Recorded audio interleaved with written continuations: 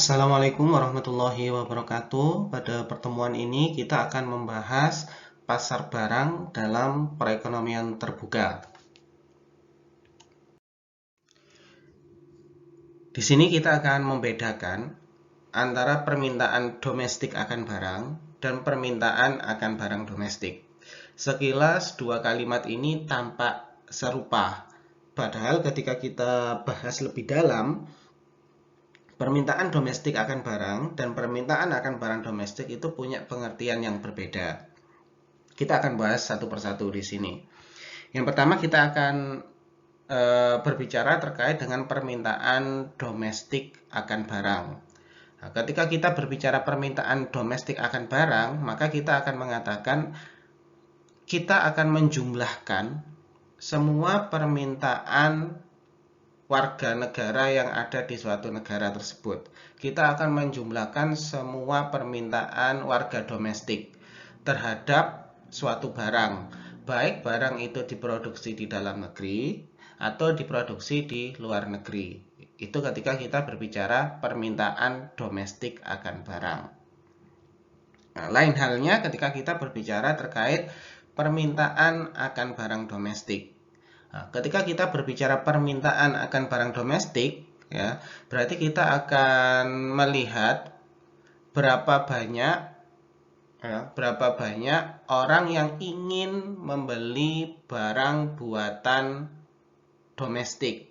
Baik itu dilihat pembelinya warga asing ataupun pembelinya adalah warga domestiknya sendiri.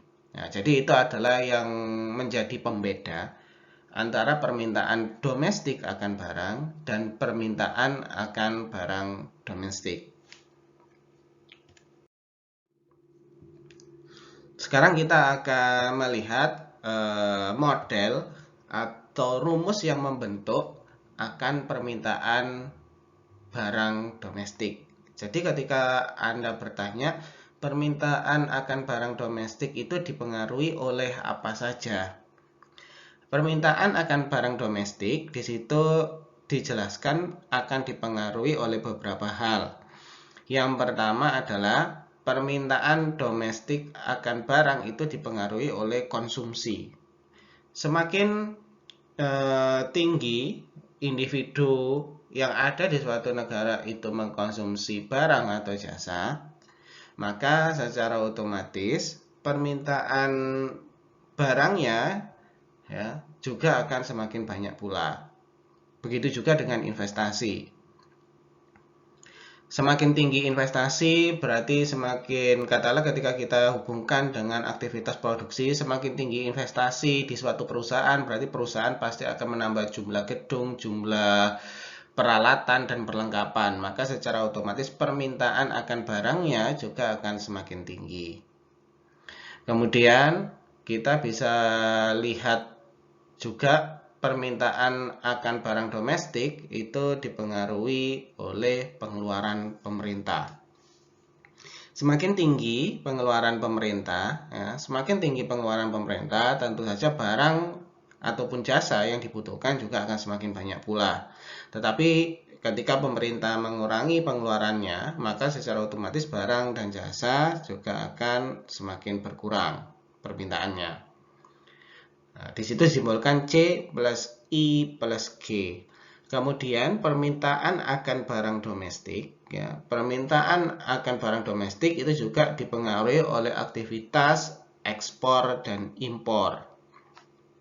Tentu saja ketika kita berbicara permintaan akan barang domestik yang kita katakan tadi, berapa banyak barang domestik yang diinginkan, ya, kita akan melihat dari sudut pandang ekspornya. Semakin banyak aktivitas ekspor, maka secara otomatis barang-barang buatan dalam negeri itu akan semakin banyak peminatnya.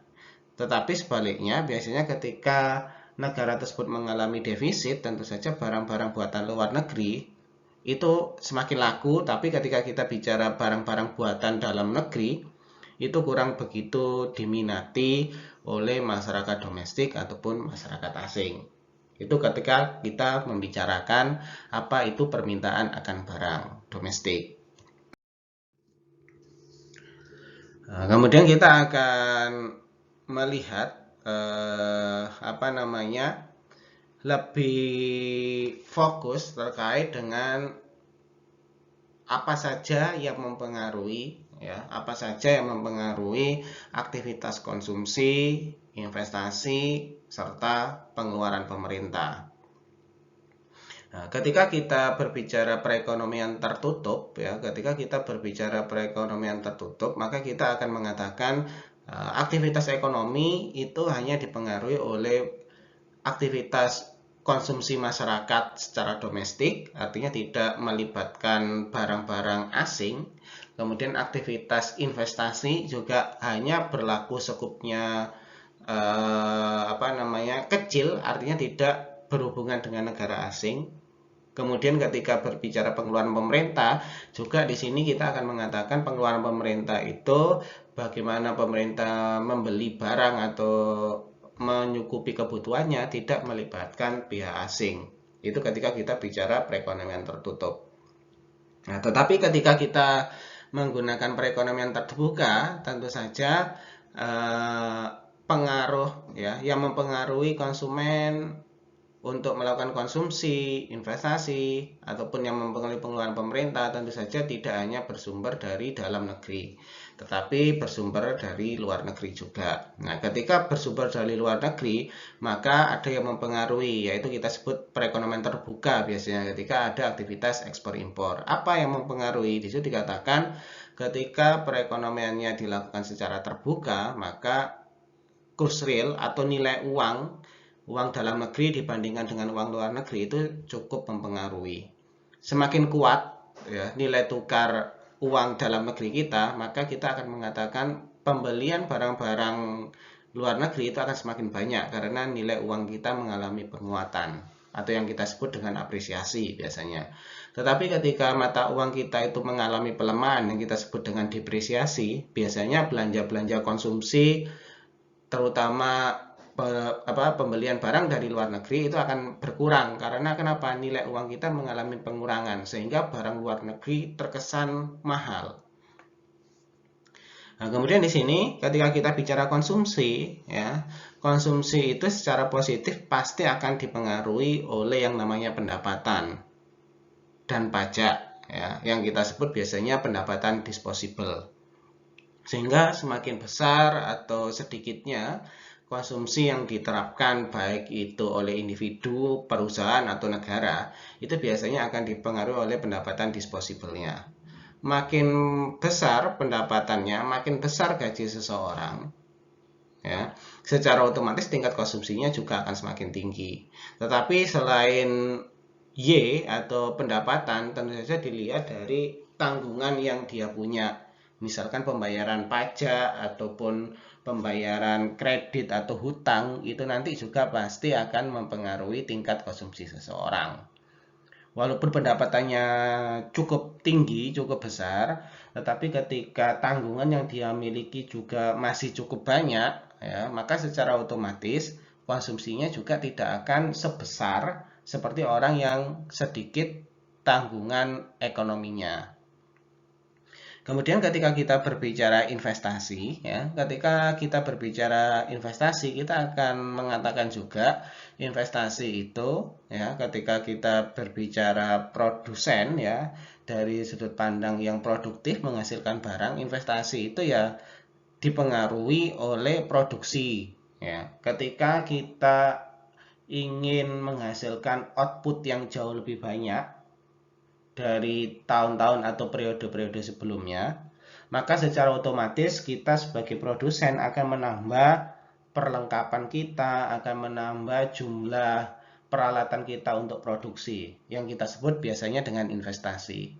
Semakin banyak alat-alat produksi yang kita beli, semakin banyak pegawai yang kita punya, semakin banyak perusahaan yang kita miliki, maka secara otomatis produksi yang kita hasilkan nantinya juga akan makin banyak. Selain dilihat dari tingkat produktivitasnya, ketika kita berbicara investasi, itu juga dipengaruhi oleh yang namanya suku bunga. Ketika patokannya suku bunga, kita akan melihat pergerakan dari suku bunga. Ketika suku bunga itu mengalami kenaikan, orang pasti akan berlomba-lomba untuk melakukan yang namanya saving. Tetapi kalau suku bunga itu turun, orang berlomba-lomba biasanya akan melakukan pembelian obligasi atau investasi. Nah, jadi di sini selain melihat tingkat produksinya, tingkat produktivitasnya ketika berbicara investasi, kita juga akan melihat nilai dari suku bunga. Nah, sedangkan kalau pakai perekonomian terbuka, ya, artinya kita berhubungan dengan orang lain, apakah cukup dua itu? Tidak. Ternyata ada tambahan ketika kita berbicara investasi, ketika dikaitkan dengan perekonomian terbuka. Artinya ketika kita memiliki kelebihan dana, itu ketika kita mengatakan perekonomian terbuka, kita boleh melakukan investasi di Indonesia boleh, tetapi kita juga dipersilahkan untuk melakukan investasi di luar negeri. Ketika kita ingin melakukan investasi di luar negeri, tentu saja pada perekonomian terbuka, ya, itu akan dipengaruhi oleh kurs real, ya, nilai uang kita. Nah, ketika katakanlah rupiah mengalami depresiasi atau penurunan nilai terhadap mata uang yang bersangkutan, tentu saja ketika kita melakukan investasi ke negara lain, ya, kita akan melakukan investasi yang cukup mahal karena biayanya akan jauh semakin tinggi.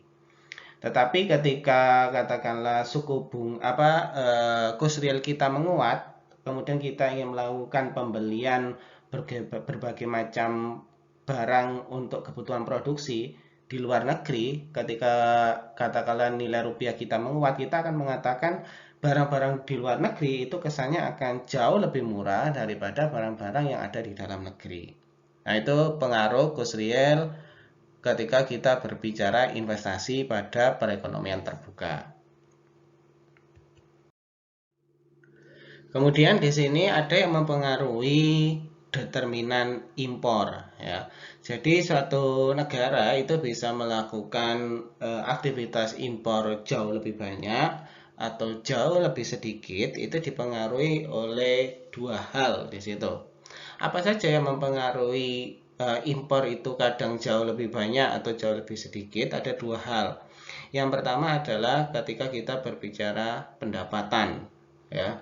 Ketika pendapatan kita mengalami kenaikan, maka secara otomatis uang yang kita punya itu akan semakin banyak dan kekayaan yang kita dapatkan itu akan semakin tinggi.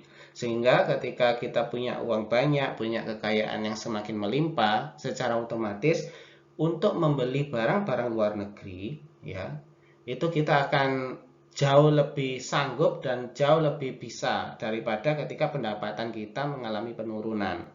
Jadi di sini dikatakan ketika pendapatan seseorang itu mengalami kenaikan, ya, maka secara otomatis aktivitas Anda melakukan pembelian barang-barang luar negeri atau barang-barang asing itu juga akan semakin meningkat. Nah, selain pendapatan, ya, apalagi yang bisa mempengaruhi aktivitas impor. Di sini dikatakan yang bisa mempengaruhi aktivitas impor yang selanjutnya adalah kurs real, ya.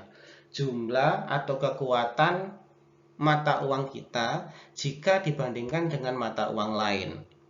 Ketika mata uang kita mengalami apresiasi, artinya mata uang kita menguat terhadap mata uang negara lain di tempat kita berdagang atau membeli barang, ya, maka secara otomatis kita akan merasakan barang di negara yang bersangkutan itu akan jauh lebih murah.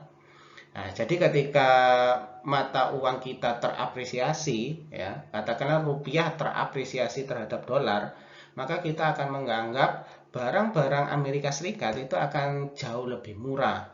Tetapi pada saat mata uang Indonesia yaitu rupiah terdepresiasi terhadap dolar, maka kita akan melihat barang-barang luar negeri khususnya di Amerika Serikat itu jauh lebih mahal.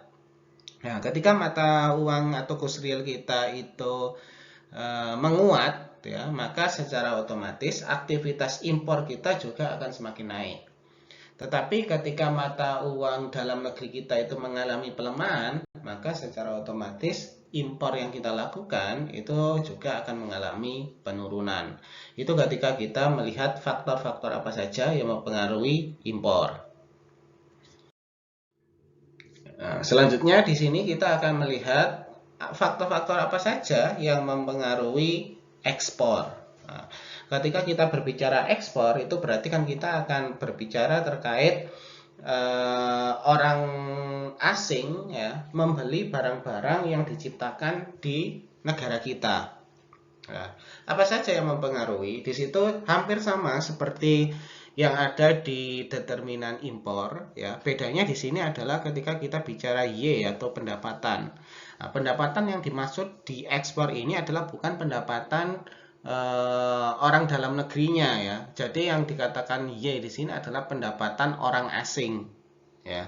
Ketika orang asing itu punya pendapatan yang tinggi ya, ketika orang asing itu memiliki pendapatan yang tinggi ya, katakanlah Anda punya saudara dari Singapura, katakanlah saudara Anda dari Singapura itu katakanlah dia bekerja di salah satu bank, kemudian pendapatannya mengalami peningkatan tiap tahun.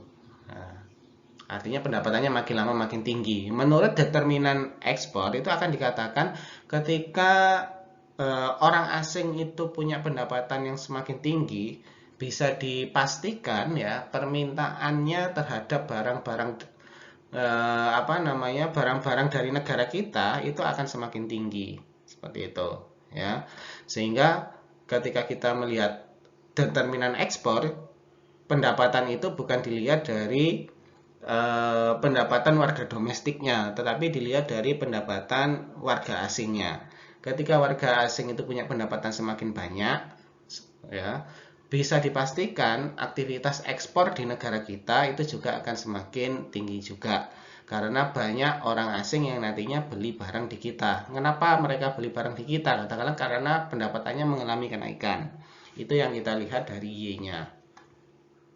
Nah, yang sedikit berbeda dari determinan impor ketika dibandingkan dengan determinan ekspor di sini adalah ketika kita bicara cost real ya.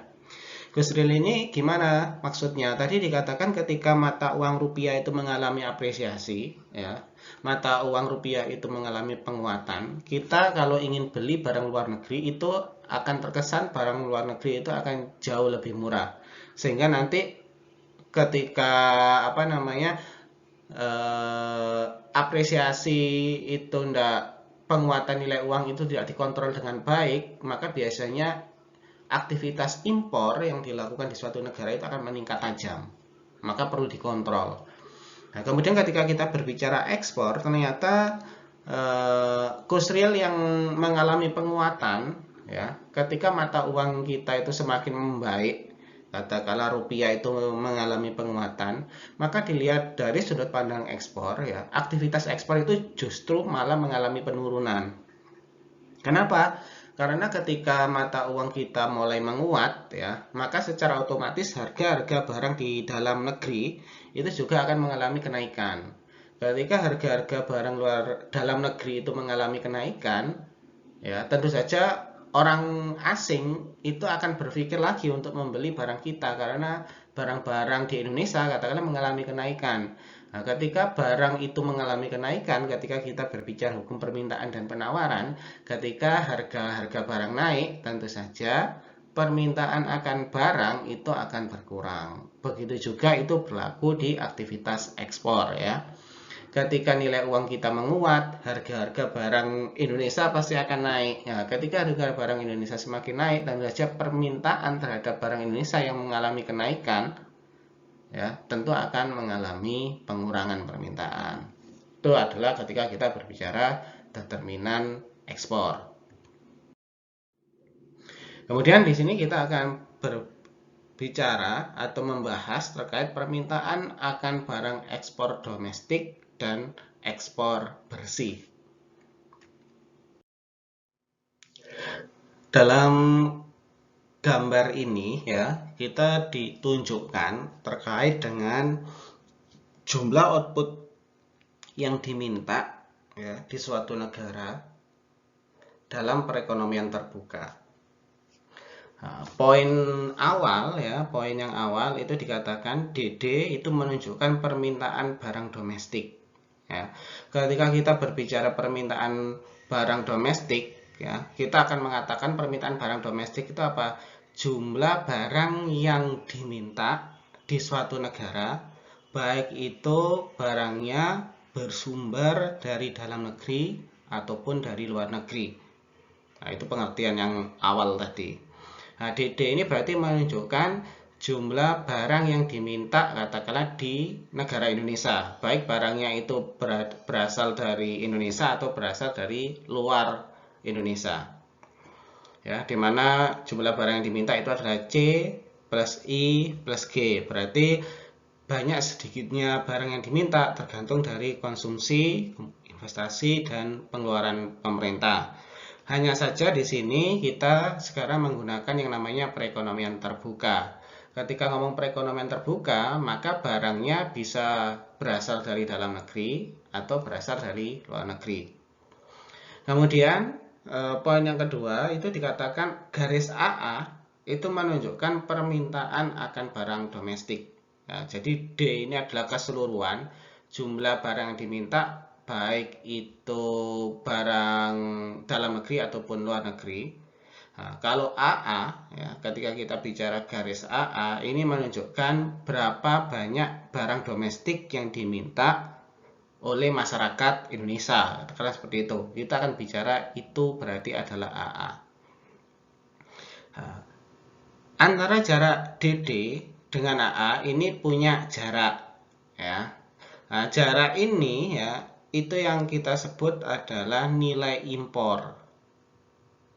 Jarak DD dan AA sama dengan nilai impor. Kalau ditanya berapa besaran impor yang ada di Indonesia, maka kita akan berusaha mengurangi DD ya, keseluruhan barang yang diminta di Indonesia dikurangi dengan permintaan barang domestik. Nah, selisihnya itu adalah barang yang diminta berasal dari asing atau kita sebut barang impor.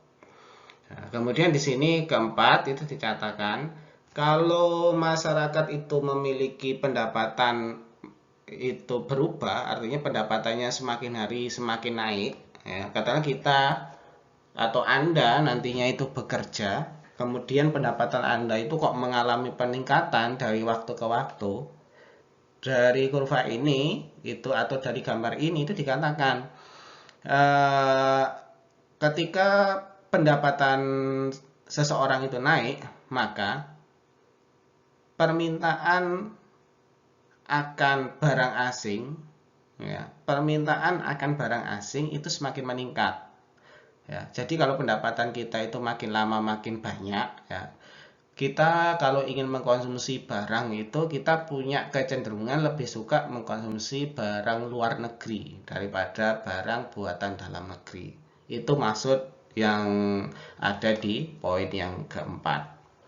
Ya, jadi kalau secara ringkas kita akan bilang jumlah permintaan barang yang ada di Indonesia ketika kita berbicara perekonomian terbuka itu ada di garis DD ini. Kemudian garis AA ini menunjukkan banyaknya barang domestik yang diminta oleh masyarakat Indonesia. Kemudian selisih DD dan AA itu adalah yang kita sebut dengan impor. Nah, katakanlah ada penduduk Indonesia ada 100 orang. Jumlah orang yang meminta barang dalam negeri itu ada 30 orang. Maka selisihnya 70 orang itu ada di sini, yaitu selisih antara total permintaan barang yang ada di Indonesia dikurangi dengan permintaan barang buatan Indonesia, maka hasilnya itu adalah impor. Ketika pendapatan seseorang itu naik, ya, kita biasanya itu punya kecenderungan untuk lebih suka membeli barang luar negeri daripada membeli barang-barang buatan negara sendiri. Nah, itu adalah pengertian terkait dari persamaan dan gambar yang ada di sini. Nah, kemudian sekarang kita akan melihat kalau tadi aktivitas impor, sekarang kita akan melihat aktivitas ekspor. Nah, di sini di pertama itu ada yang kita sebut dengan garis ZZ. Ya, garis ZZ itu ini. Nah, garis ZZ itu apa? Garis ZZ itu menyajikan permintaan barang domestik. Ya, permintaan barang domestik itu apa? Kita akan balik lagi ke pengertian awal. Permintaan barang domestik adalah permintaan terhadap barang-barang buatan Indonesia. Siapa yang meminta? Yang meminta ada dua. Bisa orang dalam negeri atau bisa orang asing. Ya, berarti ada di ZZ ini. Kemudian jarak ZZ dan AA itu sama dengan ekspor.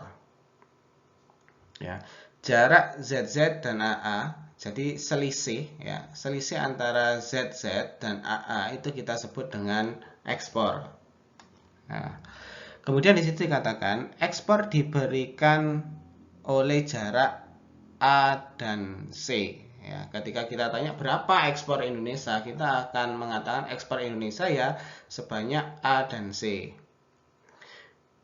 Kemudian kita tanya berapa impornya, ketika kita tanya berapa impornya, kita akan bilang impornya adalah sebanyak A dan B. Kenapa ke B? Karena tadi kita bicara D itu adalah jumlah permintaan. Nah, jadi A dan C itu adalah nilai ekspor, sedangkan A dan B itu adalah nilai impor. Ya. Selisihnya yaitu B dan C itu yang kita sebut dengan ekspor bersih. Dari gambar ini kita bisa mengetahui bahwa jumlah ekspor ya lebih besar daripada jumlah impor. Karena ekspor itu ada di titik A sampai C, sedangkan impor ada di titik A dan B. Kalau kita lihat A dan C itu akan lebih besar daripada A dan B. Maka kalau ditanya berapa keuntungan dari aktivitas perdagangan internasional atau ekspor impor, maka kita akan katakan keuntungannya adalah di titik B dan C. Nah, kemudian kita akan sekarang berusaha menggabungkan ya. Kalau tadi kita pisah antara impor dan ekspor, nah sekarang kita akan menggabungkan gambar ekspor dengan neraca perdagangan. Neraca perdagangan kan kita sudah pelajari di sebelum UTS. Nah, sekarang kita akan menggabungkan bagaimana cara menggambar gabungan antara aktivitas ekspor dengan neraca perdagangan. Di poin-poin ini kita akan jelaskan satu persatu. Yang pertama adalah di sini dikatakan hubungan antara ekspor bersih dan output ya, itu terjadi di garis NX. Ya, jadi garis NX itu menggambarkan ekspor bersih. Bisa dikatakan di awal ya, di awal ini kita akan bicara suatu negara itu mengalami surplus ya, ketika garisnya berada di atas. Nah, tetapi ketika setelah melewati YTB itu ditunjukkan garisnya ada di bawah batas. Berarti itu menunjukkan defisit perdagangan. Kalau surplus perdagangan kita akan bilang tadi surplus perdagangan itu apa? Di mana ekspor jauh lebih besar daripada impor. Nah, tetapi ketika kita bicara defisit ya, defisit itu adalah jumlah impor jauh lebih besar daripada ekspor. Sedangkan di titik YTB ini ya, itu menunjukkan titik keseimbangan di mana jumlah ekspor dan jumlah impor itu sama. Nah, di neraca perdagangan ada di tengah-tengah garis seperti ini ya. Sebelum kurvanya turun atau sesudah kurvanya mengalami kenaikan ada di sini. Sedangkan ketika kita hubungkan ke aktivitas ekspor di sini dikatakan ketika jumlah impor DD sama dengan jumlah ekspor, artinya berpotongan. Ketika dua garis ini berpotongan maka ini yang disebut yang namanya titik keseimbangannya. Ya, kalau di sini dikatakan YTB sebagai tingkat output di mana nilai impor sama dengan nilai ekspor, sehingga di titik YTB ini tidak ada keuntungan atau kerugian yang dialami oleh sebuah negara. Kemudian di situ ekspor bersih adalah fungsi menurun dari output ya. Jadi kita bicara ekspor bersih itu fungsi menurun dari output. Ketika outputnya naik ya, ketika output itu semakin bertambah, dari mana ketahuan semakin bertambah? Semakin ke kanan ya, ketika kita berbicara ekspor ini semakin ke kanan, maka jumlah Y-nya tentu saja akan semakin bertambah. Itu yang kita sebut dengan kenaikan output ya. Ketika output itu naik ya, maka secara otomatis impor juga mengalami kenaikan karena dia gambarnya dari kiri bawah ke kanan atas. Jadi impor itu akan selalu mengalami kenaikan. Ketika output bertambah, impornya juga pasti akan naik ya. Kemudian di situ dikatakan ekspornya tidak berpengaruh ya. Ketika ekspor tidak berpengaruh, maka secara otomatis ya yang naik itu hanya impornya saja, maka secara otomatis ekspornya pasti akan turun. Nah, kemudian di sini tingkat output di atas YTB ya. Ketika tingkat outputnya itu jauh lebih tinggi daripada di YTB sini, berarti semakin ke kanan itu berarti outputnya akan semakin banyak. Itu akan menyebabkan impornya akan jauh lebih tinggi, sehingga neraca perdagangannya pasti akan defisit. Ketika outputnya ada di bawah garis YTB, artinya ada di bawah sini, itu menunjukkan impor yang dilakukan di suatu negara itu rendah.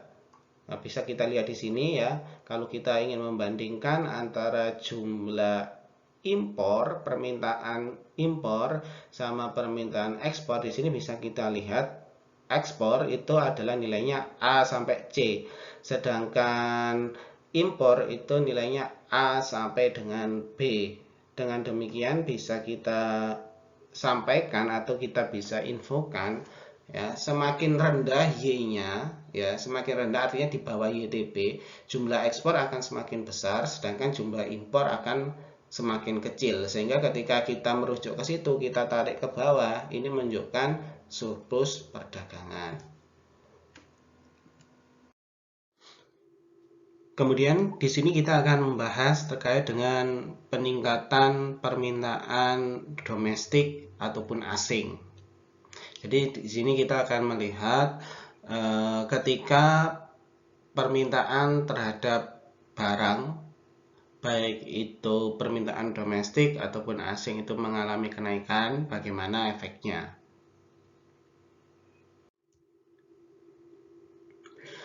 Di gambar ini kita akan diperlihatkan ya terkait permintaan terhadap barang yang dipengaruhi oleh katakanlah banyaknya ekspor ataupun impor yang terjadi di suatu negara. Kita akan membahas masing-masing poin yang terdapat di sini. Poin yang pertama adalah katakanlah ketika suatu negara itu mengalami resesi. Ya. Ketika kita berbicara resesi, tentu saja kegiatan perekonomian itu akan sulit untuk tumbuh. Ya. Ketika kita berbicara konsumsi pada saat resesi, tentu saja karena kondisi perekonomian sulit, tentu saja konsumsi pasti akan berkurang. Begitu juga aktivitas investasi juga akan mengalami pengurangan karena terjadi resesi perekonomian. Padahal ketika kita berbicara pertumbuhan ekonomi, harusnya pertumbuhan ekonomi itu akan mengalami pertumbuhan, harus mengalami kenaikan kalau kita lihat dari GDP ataupun PDB. Nah, bagaimana ketika konsumsi atau investasi itu tidak bisa diharapkan untuk menggenjot kenaikan dari GDP, maka salah satu cara yang bisa dilakukan adalah di sini pemerintah harus meningkatkan pengeluarannya. Nah, jadi pemerintah diminta untuk menaikkan pengeluarannya. Nah, kita kan di awal itu kita sudah mengetahui bahwa Y itu bisa dibentuk dari konsumsi, investasi, pengeluaran pemerintah. Nah, ketika konsumsi dan investasi tidak bisa diharapkan karena kondisi negara mengalami resesi, maka secara otomatis salah satu cara yang bisa dilakukan adalah dengan meningkatkan pengeluaran pemerintah. Nah, ketika pengeluaran pemerintah itu ditingkatkan, di sini dicontohkan awalnya kondisinya ada di titik ZZ. Jumlah barang yang diminta adalah di titik Y. Kemudian ketika pemerintah itu meningkatkan belanjanya, meningkatkan pengeluarannya, maka garisnya akan bergeser ke atas. Yang semula ada di garis ZZ, kemudian dia bergeser ke atas, yaitu ZZ aksen. Nah, ketika pengeluaran pemerintah itu meningkat, apa efeknya?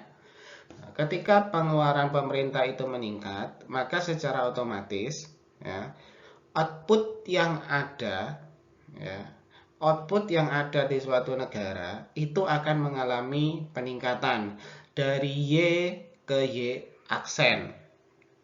Ya, ketika pemerintah itu melakukan pengeluaran yang semakin tinggi ya, dari ZZ ke ZZ aksen, tentu saja output yang ada di negara tersebut itu akan semakin tinggi juga dari Y ke Y aksen. Itu ketika kita lihat dari sudut pandang permintaan terhadap suatu barang sehingga outputnya mengalami kenaikan karena terjadi peningkatan pengeluaran pemerintah. Bagaimana kalau dilihat dari aktivitas ekspor bersih? Karena sekarang kan kita berbicara perekonomian terbuka, maka secara otomatis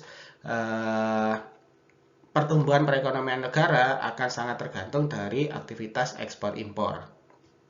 Nah, ketika output itu mengalami kenaikan dari Y ke Y aksen, di sini kita tahu ketika pada kondisi Y itu dikatakan kondisinya sudah seimbang, yaitu YTB, artinya jumlah ekspor dan jumlah impor itu seimbang. Tetapi ketika output itu mengalami kenaikan, ya, di sini ketika kita bicara ekspor impor, ternyata garis NX-nya itu mengalami penurunan. Ketika mengalami penurunan di sini, itu bisa kita katakan ya, aktivitas impor itu jauh lebih besar daripada aktivitas ekspor. Nah, ketika jumlah aktivitas impor lebih besar daripada aktivitas ekspor, maka itu yang kita sebut dengan defisit neraca perdagangan. Sehingga di sini kita bisa katakan ketika pemerintah menambah pengeluarannya, maka output yang dihasilkan di suatu negara itu juga akan mengalami kenaikan juga. Nah, kemudian di sini dikatakan ya, ketika perekonomian itu terbuka, maka permintaan barang ya, karena tadi dikatakan pengeluaran pemerintah meningkat, tentu saja permintaan akan barang juga akan semakin meningkat. Tapi permasalahannya kan sekarang negaranya sedang resesi. Nah, ketika negara sedang resesi, ketika kita bicara produksi, yang kita kaitkan sama investasi katakanlah, ketika negara tersebut sedang resesi, tentu saja tingkat produksi itu tidak sebagus seperti pada saat negara tidak terjadi resesi. Terus bagaimana pemerintah itu mendapatkan barang dan jasa yang mereka inginkan?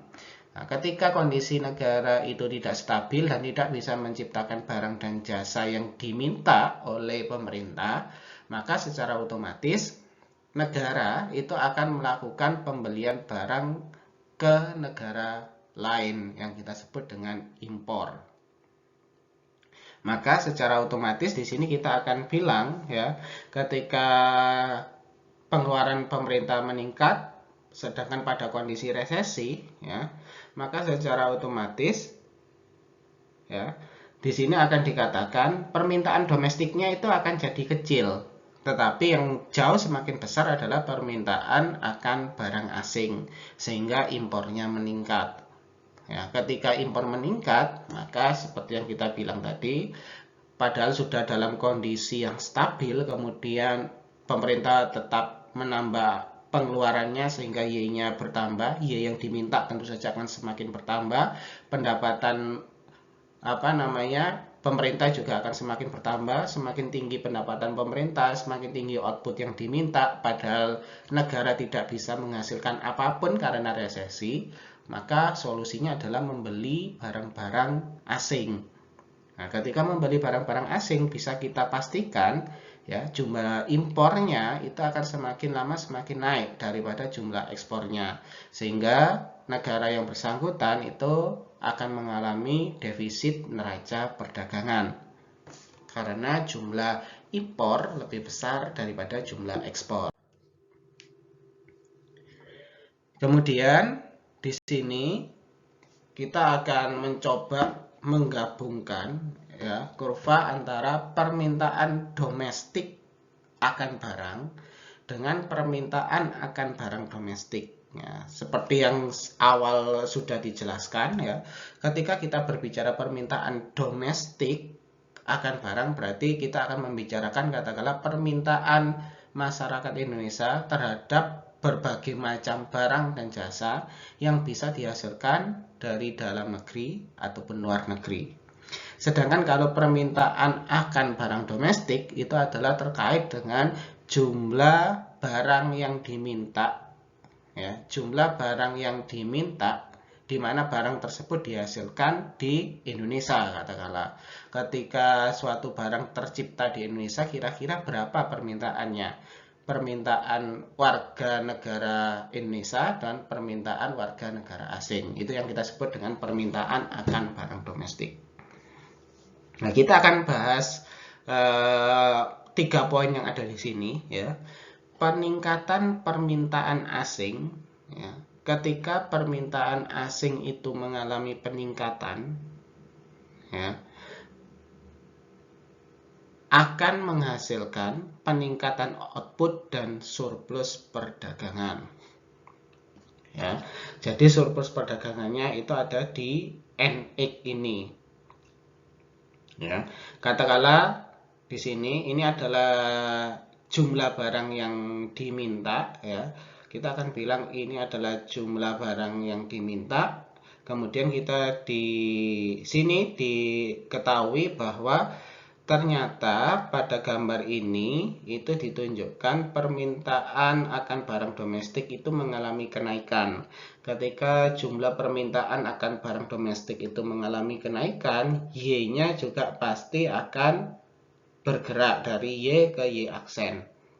Nah, sehingga ketika banyak orang asing ataupun orang dalam negeri itu meminta barang buatan Indonesia, ya, maka secara otomatis aktivitas ekspor negara Indonesia juga akan mengalami kenaikan.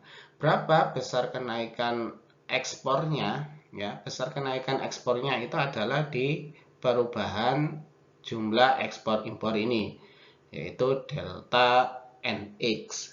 Ya, kalau yang di bawah itu adalah ini, delta NX. Nah, kita bisa lihat ketika kita berbicara neraca perdagangan, di sini dikatakan surplus karena NX ini masih berada di atas garis batasnya. Maka ini dikatakan surplus neraca perdagangan. Beda seperti ketika kita bicara tadi defisit neraca perdagangan. Ketika kita berbicara defisit neraca perdagangan, berarti kita akan berbicara di sisi yang bawah ini. Peningkatan ekspor itu menghasilkan peningkatan permintaan barang sebesar delta X. Ya. Semakin banyak permintaan orang asing terhadap barang Indonesia, itu menunjukkan berarti terjadi peningkatan ekspor yang ada di Indonesia. Ya, garisnya itu ditunjukkan di situ dikatakan garis menunjukkan permintaan barang domestik sebagai fungsi dari output bergeser dari ZZ ke ZZ aksen. Ya. Dari ZZ ke ZZ aksen ya. Jadi permintaan awalnya di ZZ kemudian bergeser ke ZZ aksen. Nah, selisih antara itu ya kita sebut dengan surplus ekspor. Ketika ekspor bersih naik sebesar delta X ya, baris yang menunjukkan ekspor bersih sebagai fungsi output itu juga akan bergeser. Ketika ZZ bergeser ke ZZ aksen, itu bisa kita lihat juga yang semula NX ada di sini, kemudian dia akan bergeser ke atas, jadi NX aksen. Ya, di sini kita tunjukkan berarti ini adalah yang namanya surplus ekspor. Artinya barang yang diminta oleh luar negeri itu jauh lebih banyak, sehingga ekspornya jauh lebih banyak daripada jumlah impornya, sehingga dikatakan di sini surplus ekspor, ya, surplus neraca perdagangan. Dari beberapa uraian di atas itu bisa kita simpulkan, ya, peningkatan permintaan domestik, ya, ketika banyak permintaan domestik itu menyebabkan peningkatan output domestik, ya. Ketika banyak sekali permintaan masyarakat Indonesia, maka secara otomatis output yang tersedia, ya, itu juga akan semakin bertambah. Tetapi juga dengan bertambahnya output itu juga mampu menyebabkan penurunan neraca perdagangan seperti yang kita bilang tadi. Ya, ketika kondisinya katakan resesi, kemudian diharapkan pertumbuhan ekonomi itu tetap jalan, maka pemerintah melakukan yang namanya pengeluaran pemerintah dinaikkan. Ketika pengeluaran pemerintah itu tetap dinaikkan, maka Y-nya juga pasti akan ikut naik. Tapi di sisi lain, dengan kenaikan Y ketika kondisinya sebelumnya sudah stabil atau sudah seimbang, maka mampu menurunkan neraca perdagangan.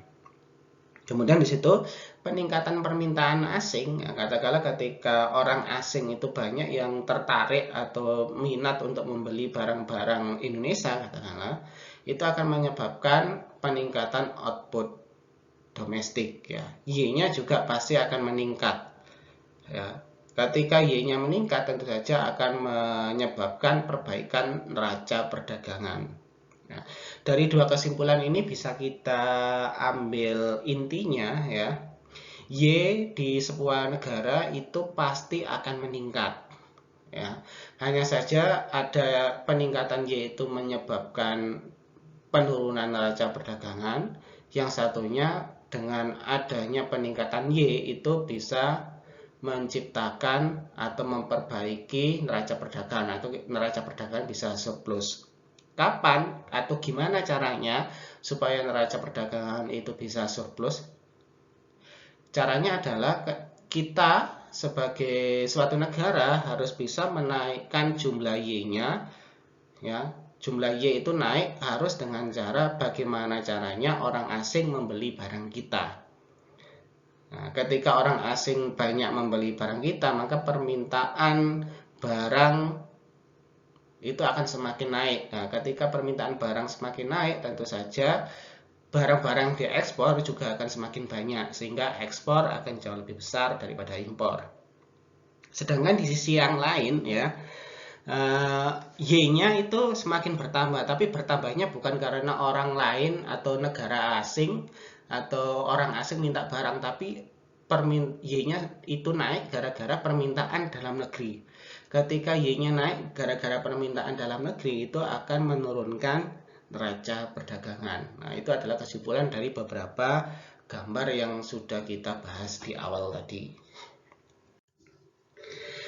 Nah, kemudian kita akan berusaha untuk mengkaji ulang terkait dengan kebijakan fiskal.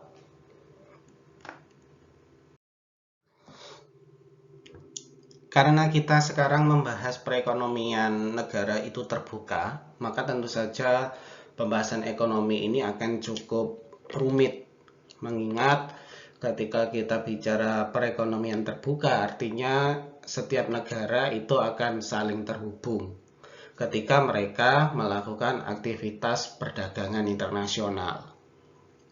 Nah, di sini dikatakan perubahan permintaan di suatu negara itu pasti akan mempengaruhi negara lainnya. Ya, katakanlah ketika terjadi perubahan permintaan, katakanlah kita bermitra dengan Indonesia, bermitra dengan Malaysia. Ketika terjadi peningkatan permintaan katakanlah mobil dari Indonesia ke Malaysia, ya, tentu saja nanti itu akan mempengaruhi jumlah permintaan mobil yang terdapat di Malaysia. Nah, artinya di sini dengan semakin banyaknya intensitas perdagangan yang terjadi antar negara, ya, kebijakan atau perubahan ekonomi di negara satu itu pasti akan mempengaruhi perubahan perekonomian di negara lainnya. Semakin kuat interaksi, maka semakin kuat juga pengaruhnya. Interaksi banyak negara itu akan memperumit tugas dari pembuat kebijakan, yaitu dalam hari ini kebijakan fiskal, berarti pemerintah. Dengan semakin banyaknya hubungan antar negara, tentu saja pemerintah akan semakin sulit ya menentukan kebijakan yang jelas, menentukan kebijakan perdagangan yang pas bagi negaranya. Karena ketika sudah berbicara perdagangan internasional, artinya kebijakan yang dibuat itu harapannya tidak hanya memberikan keuntungan bagi negaranya sendiri, tapi juga memberikan keuntungan bagi negara mitra dagangnya. Nah, pemerintah ya mau tidak mau mereka tidak akan suka mengalami yang namanya defisit perdagangan. Setiap negara tentu saja tidak mau mengalami defisit perdagangan, di mana defisit perdagangan ketika kita coba review kembali, kita akan bilang jumlah impornya jauh lebih besar daripada jumlah ekspornya. Itu pengertian yang gampang kita dapatkan ketika kita berbicara defisit perdagangan. Nah, padahal ya ketika kita berbicara perdagangan internasional, defisit perdagangan itu pasti akan terjadi ketika suatu negara pada beberapa periode tertentu impornya jauh lebih besar daripada ekspornya.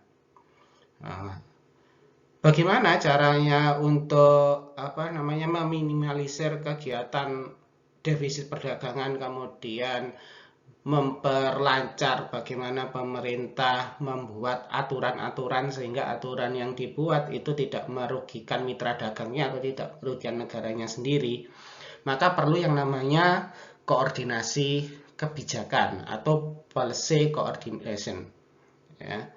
Ketika kita berbicara koordinasi kebijakan, maka kebijakan yang dibuat oleh suatu negara, terutama terkait dengan aktivitas ekspor impor ataupun perdagangan internasional, ya, itu seharusnya ya bisa secara simultan bermanfaat baik untuk negara Indonesia atau negara selain Indonesia atau mitra dagangnya.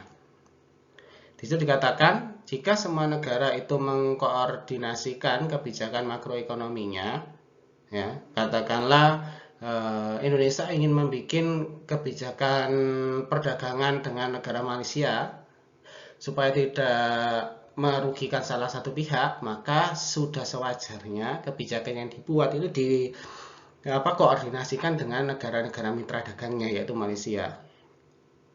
Nah, ketika setiap negara itu mampu mengkoordinasikan kebijakan-kebijakan perdagangan internasionalnya, maka secara otomatis ya aktivitas ekspor impor yang terjadi di beberapa negara itu tidak akan merugikan satu dengan yang lainnya. Itu yang disebut dengan koordinasi kebijakan.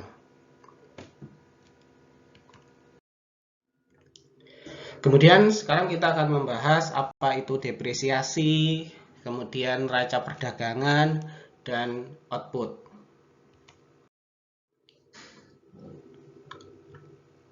Ketika kita bicara depresiasi dan neraca perdagangan, ya, kita akan punya persamaan ketika kita berbicara ekspor impor, di mana kalau kita berbicara ekspor impor, kita akan punya model di mana NX sama dengan X min IM per E, di mana ketika kita bicara net ekspor itu akan didapat dari ekspor dikurangi impor.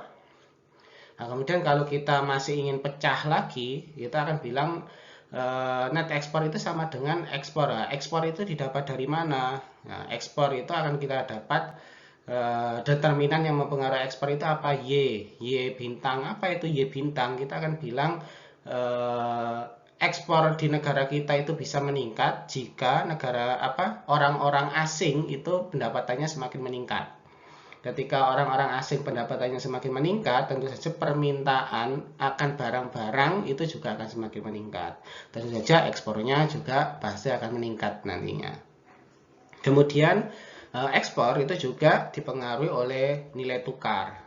Nah, katakanlah kalau kita contohkan Indonesia, ketika nilai tukar Indonesia itu mengalami penguatan ya terhadap dolar katakanlah, tentu saja kita akan mengatakan barang-barang Indonesia itu akan sedikit lebih mahal nantinya daripada periode sebelumnya ketika mata uang kita mengalami penguatan.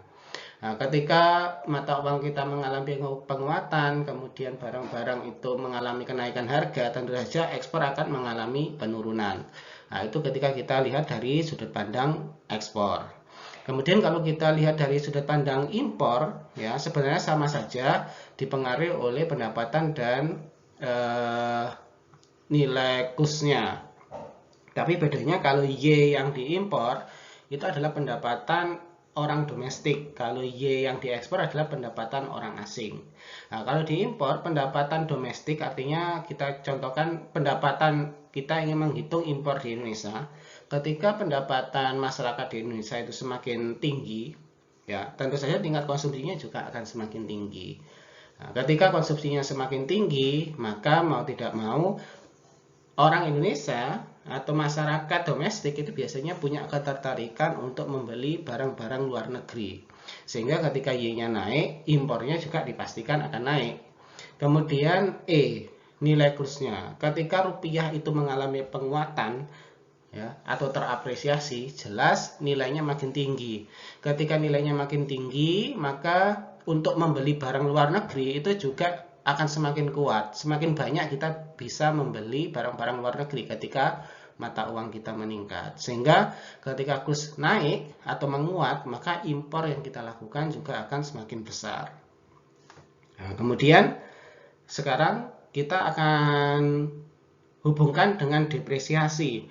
Nah, kalau depresiasi maksudnya seperti apa? Jadi ketika kita berbicara depresiasi berarti mata uang kita mengalami pelemahan. Ya. Mengalami pelemahan contohnya kayak gimana? Katakanlah sekarang 1 dolar itu harganya 10.000. Besok 1 dolar itu harganya 50.000. Artinya untuk mendapatkan uang 1 dolar kita harus mengeluarkan rupiah jauh lebih banyak. Itu yang kita sebut depresiasi. Nah, kalau terjadi depresiasi, apa dampaknya? Yang pertama kita bisa melihat dari sudut pandang ekspor. Ya, kalau mata uang kita itu melemah, ya, ketika mata uang kita itu melemah, kebanyakan kita berbicara kalau mata uang kita melemah itu banyak sisi negatifnya. Ternyata kalau dilihat dari neraca perdagangan ada keuntungannya. Ketika uang kita itu melemah, ya, maka secara otomatis harusnya ekspor itu akan meningkat. Loh, kok bisa ketika mata uangnya mengalami pelemahan, kok ekspornya malah akan naik? Ketika mata uang kita melemah, ya, tentu saja orang asing itu akan melihat barang-barang yang ada di Indonesia itu murah.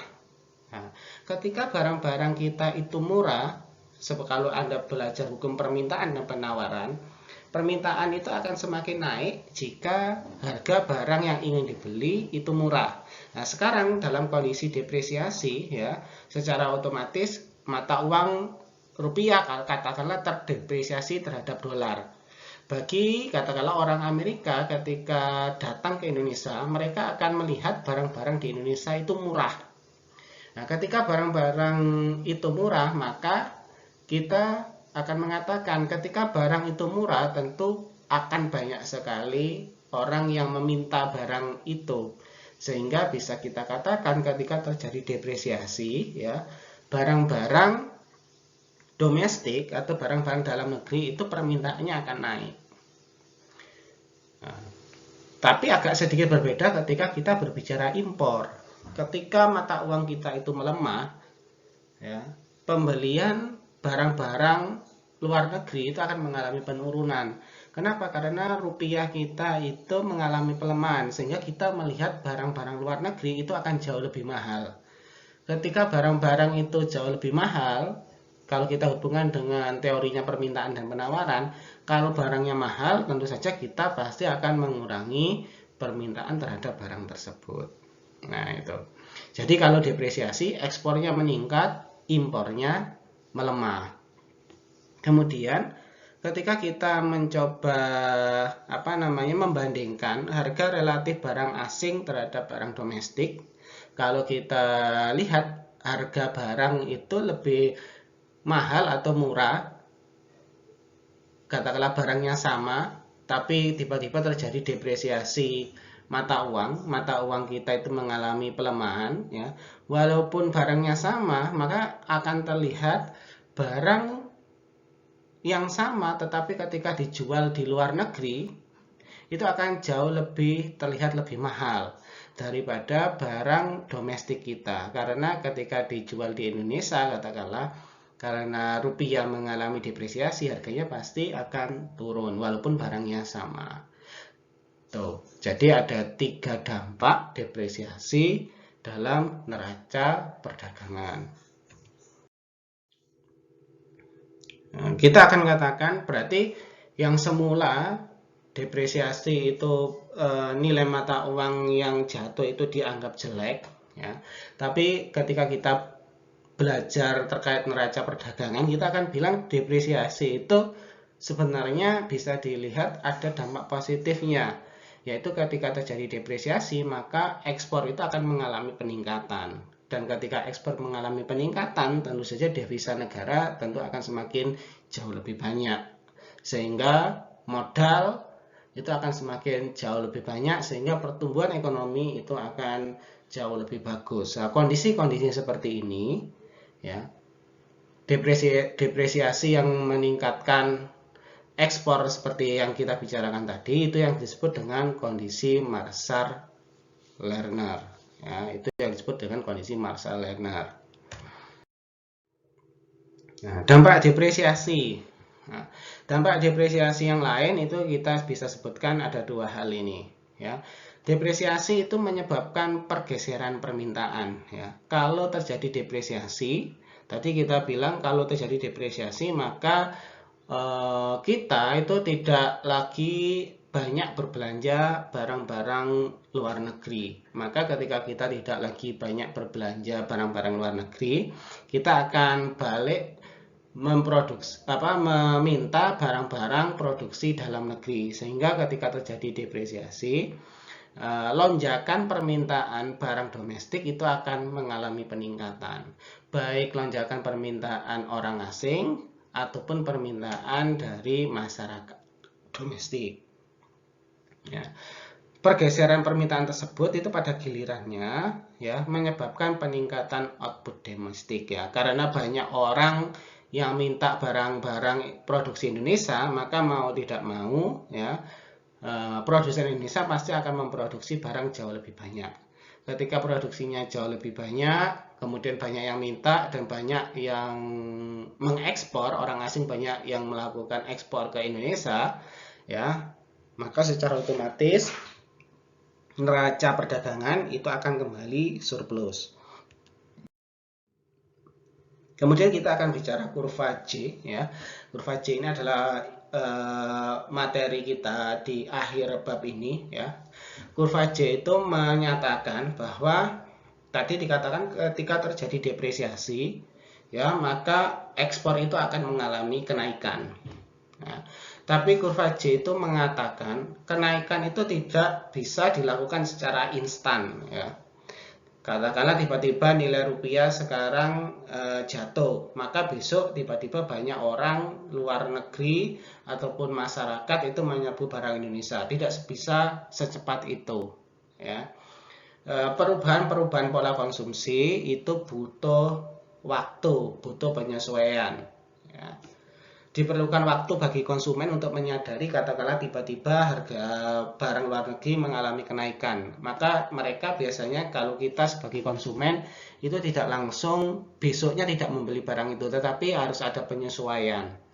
Katakanlah kita akan mencari dulu barang penggantinya yang jauh lebih murah, katakan seperti itu. Jadi tidak langsung berpindah. Nah, ketika kita bicara perusahaan juga sama, ketika pemasok itu menetapkan harga yang jauh lebih mahal, maka secara otomatis pemasok itu tidak akan langsung berpindah tempat ya, tapi mereka akan mencari pemasok lainnya yang jauh lebih murah. Nah, tapi kemudian lama-kelamaan ya depresiasi itu nanti pada ujungnya, pada akhirnya mampu merubah perilaku ekspor impor yang terjadi ya. Katakanlah dengan depresiasi ekspornya akan semakin kuat dan impornya akan semakin melemah gitu. Barang domestik yang lebih murah itu nantinya pasti akan mendorong konsumen dan perusahaan untuk meningkatkan permintaan terhadap barang domestik ya. Jadi kalau barang domestik terlihat murah, maka secara bertahap konsumen yang semula itu mengkonsumsi barang luar negeri atau barang impor akan beralih kepada barang domestik. Begitu juga barang orang-orang asing melihat barang yang ada di Indonesia katakanlah jauh lebih murah, maka mereka akan membeli barang-barang dari Indonesia, sehingga ekspor di Indonesia akan mengalami peningkatan. Itu yang kita sebut di kurva J. Nah, maka gambarnya itu akan terlihat seperti ini. Nah, awalnya kita akan bilang permintaan terhadap suatu barang itu awalnya stagnan seperti ini, tapi kemudian tiba-tiba terjadi perubahan harga karena depresiasi tadi. Katakanlah tiba-tiba barang akan jauh lebih mahal. Nah, ketika barangnya itu jauh lebih mahal, tentu saja seseorang itu tidak akan langsung berpindah. Ya, katakanlah kita bandingkan tadi ketika di Indonesia terjadi depresiasi ya. Ketika di Indonesia terjadi depresiasi mata uang rupiah ya, yang semula kita itu punya kebiasaan beli barang di luar negeri ya. Ketika terjadi depresiasi, maka secara otomatis kita pasti akan mengurangi pembelian barang luar negeri tersebut. Nah, ketika mengalami pengurangan konsumsi barang luar negeri, pasti kita akan beralih kepada konsumsi barang domestik. Begitu juga orang asing ketika melihat barang-barang Indonesia itu akan jauh lebih murah daripada barang-barang di negara mereka, mereka akan gimana caranya bisa beli barang dari Indonesia. Nah, ini akan menunjukkan ya lama-kelamaan nilai ekspor kita itu akan mengalami kenaikan ketika terjadi depresiasi. Nah, itu yang kita sebut dengan gambar atau kurva J. Ya. Demikian materi terkait dengan aktivitas permintaan barang dan jasa dikaitkan dengan neraca perdagangan pada perekonomian terbuka. Terima kasih. Wassalamualaikum warahmatullahi wabarakatuh.